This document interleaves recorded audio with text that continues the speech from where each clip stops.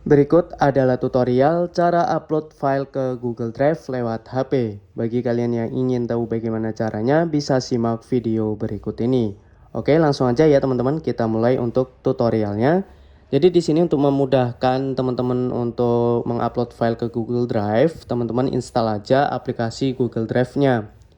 Tinggal cari aja, buka Play Store, cari Google Drive, lalu download dan install. Kemudian silakan teman-teman bisa login menggunakan akun Google teman-teman semua. Nanti kalau sudah itu tampilannya seperti ini. Mungkin kalau baru dia kosong ya, tidak ada folder-folder seperti ini. Kemudian untuk mengupload filenya itu teman-teman tinggal klik di sini, ada tulisan baru di bawah tanda plus. Teman-teman klik, pilih yang upload. Kalau teman-teman ingin membuat folder terlebih dahulu, itu teman-teman pilihnya folder ya. Contoh file gitu. Klik buat. Oke, baru kita cari dulu foldernya, kita masuk ke foldernya, baru kita upload filenya ke dalam folder ini.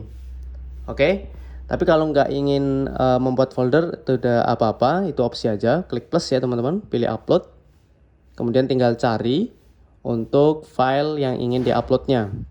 Oke, contoh seperti ini, tinggal diklik aja. Oke, secara otomatis dia akan masuk ke sini.